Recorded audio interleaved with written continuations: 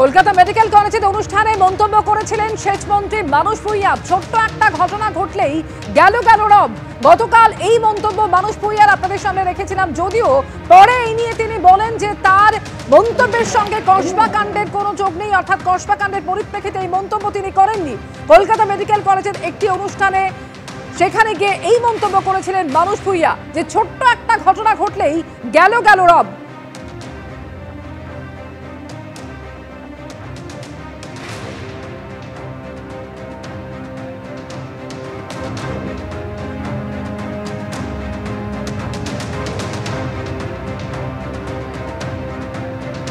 রক্তদান শিবিরে অবাঞ্ছিত প্রবেশ। আপনাদের জানিয়ে রাখি, যে খবর এই মুহূর্তে এসে পৌঁছেছে, রক্তদান শিবিরে অবাঞ্ছিত ব্যক্তির প্রবেশ, এটা বেনজির।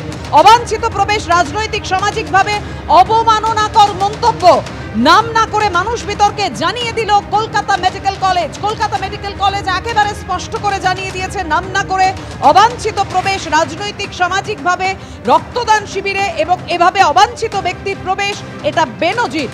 কলকাতা মেডিকেল কলেজে মানুষ ভূঁইয়া যে মন্তব্য করেন তার প্রতিবাদে জুনিয়র চিকিৎসকরা, ছোট্ট একটা ঘটনা ঘটলে গেল রব, কি সর্বনাশ, এমনই মন্তব্য করেছিলেন মানুষ ভূঁইয়া। আর এরই প্রতিবাদে জুনিয়র চিকিৎসকরা তারা বলছেন রক্তদান শিবিরে অবাঞ্ছিত ব্যক্তির প্রবেশ, এটা বেনজির, রাজনৈতিক সামাজিকভাবে অবমাননাকর মন্তব্য। ঠিক কি বলেছিলেন কলকাতা মেডিকেল কলেজে মানুষ ভূঁইয়া গতকাল, দেখুন।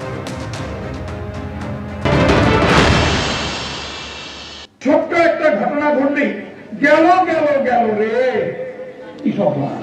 সামান্য ঘটনা হয়েছে, সেটা নিয়ে হুলহুল হচ্ছে।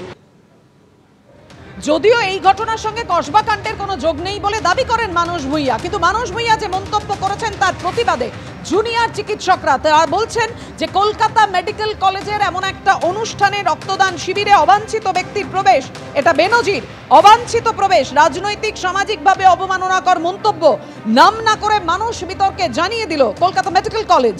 কলকাতা মেডিকেল কলেজে মানুষ ভূঁইয়ার মন্তব্যে প্রতিবাদে জুনিয়র চিকিৎসকরা।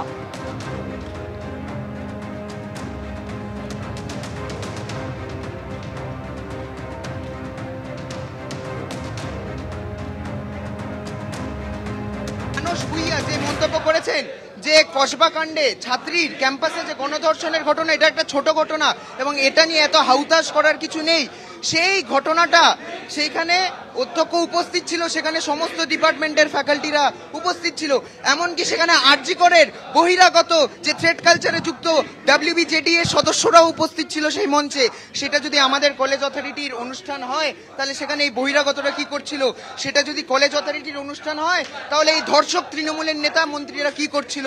আমরা জানতে চাইছিলাম অথরিটির কাছে। প্রিন্সিপাল পরিষ্কার স্বীকার করলেন আজ যে অথরিটির পক্ষ থেকে একটা ম্যাসিভ ব্লান্ডার। যেহেতু একটা রক্তদানের কর্মসূচি একটা সংগঠনের ছিল, সেখানে তারা কাদেরকে আমন্ত্রণ জানাবে আমাদের তো জানার কথা ছিল না। এই ধরনের মন্তব্য, ব্যাপারটা হচ্ছে যে কেউই কোনোদিনই সমর্থন করে না, তার কারণ এই ঘটনাগুলো তো ছোট ঘটনা নয়, আর এগুলো খুব সংবেদনশীল ঘটনা।